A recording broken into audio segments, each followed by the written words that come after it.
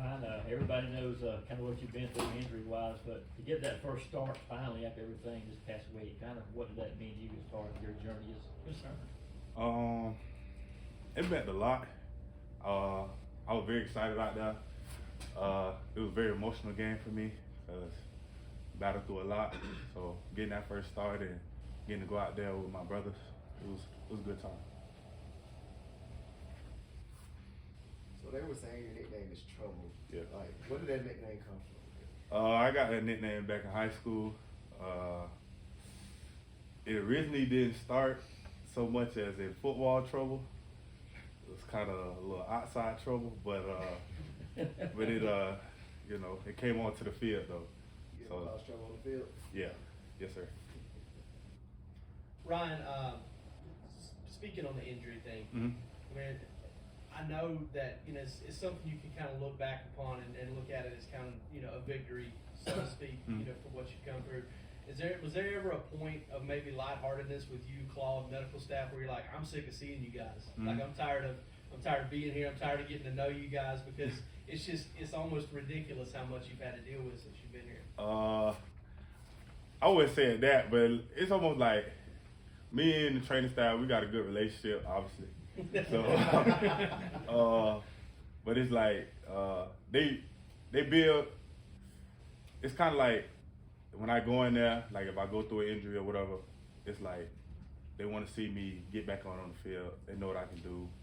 They know how I can help the team. So it's pretty much like that. Do you mind, just so for accuracy's sake, sort of enumerating what all that you've had to overcome since you've been here from an injury standpoint? I had, right before I got here, I tore my ACL. And then when I got here freshman year, I tore my labrum. Then sophomore year, I made it through sophomore year. And then junior year, I tore my quad. So.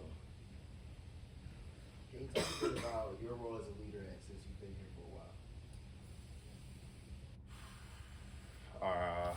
Well, at first, I won't say I was scared of the leader role, but it was more as like I wanted to make sure I was doing everything right first before I try to tell everybody else to do something right, because nobody really gonna listen to you if you're not doing what you're supposed to be doing. So that was more for me. Like this year, I feel like I've stepped up more as a leader. I've been doing more stuff right, handling my business academic-wise, off the field, on the field, stuff like that. Hey Ryan, Coach Smart praises you for how you've grown on the field as a player and off the field as a young man. I was wondering if you could speak about how you've grown maturity-wise and when you really felt like you bought into the program and really felt like you belonged here. I say I really bought into the program probably the summer of, probably this last summer, honestly. Not that I wasn't really bought in, but like it was more a consistent thing, like showing them that I could consistently go to class, consistently keep my grades up, consistently do my job on the field, such and stuff like that. And I feel like I really locked in on that this last summer. And yeah. Thank you.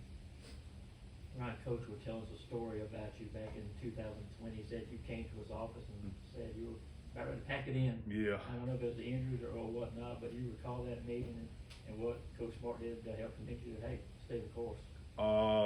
So yeah, that was during the COVID season, and I was just going through a lot, some other issues off the field, and just the whole COVID thing, and still like not really bad at injuries, like little knickknacks and stuff like that, and just not being where I wanted to be. But Coach Smart sat me down and he talked to me, and he just told me like stay patient, trust the process, just trust him, and that's what I did. What kind of feedback did you get from Coach Schumann about your performance the other day, and what kind of role do you think you might have this week? It's not easy to get some good feedback out of Shu. He graded real hard, but he told me he was proud of me, and I stepped up, and overall I did a pretty well job out there. Ryan, with that whole meeting with Kirby in mind and all the injuries, what would you say, you know, being at the University of Georgia or the University of Georgia itself has done for you, you know, over the past, you know, 4 years, it's your 4th year? Yes, sir. How much have you grown? How much more do you know about yourself at this point? A lot. I would say a lot.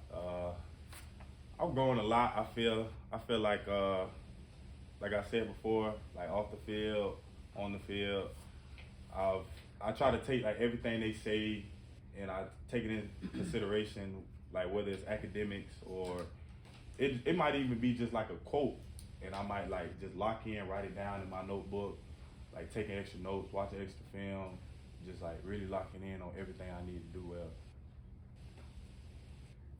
Given all the injuries, difficulties in the 2020 season, Mm-hmm. is it hard to keep a positive mindset and keep pushing and getting to the point where you got to on Saturday where you're finally starting for this defense? Yeah. Yeah, it was definitely hard. I definitely had some times throughout these last couple of years where, you know, I'd be down and just wondering like, dang, why it happened to me or why something. But like, I try to think in a mode where like, there's always something.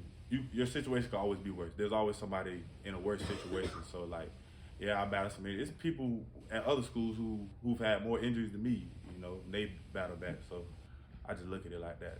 Somebody's situation is always worse than mine. Yeah, I just wonder, everybody's got supporters back home, family. When did you find out that you were going to be able to start? Did you get to find out ahead of time and let them know, hey, you know, mama, whoever it was, who's that first call to? Did you get to make that call? And how have they dealt with your career, those people who are pulling for you? When I first found out I was starting I kind of found out Monday, but I ain't really believe it. Like, I was like, I might be, but you know, but it really clicked in Thursday or like Wednesday. I was like, okay, like it's your time to do what you supposed to do. And then the first call, I called my mother. And I told her I was like, I'm starting this game, and then I texted her, and then she called me, and then she was like, I'm about to come up there. I was like, okay. So like, send me some tickets and everything. So, yeah. So can you talk a bit about, you touched on this a bit, but talking about what kind of mentality does it take for the team to bounce back from injury after injury, and kind of what kind of mentality did you have to be able to keep you going as you got towards your starts? I just had to just think like, keep going. I know this sucks right now. I know you in rehab and you want to be out there on the field, but you just gotta like think about like God got a different, you know, path for you. Not everybody's path is 3 years or not, or 4 years or not, or whatsoever. So I just trusted God and stayed on the path.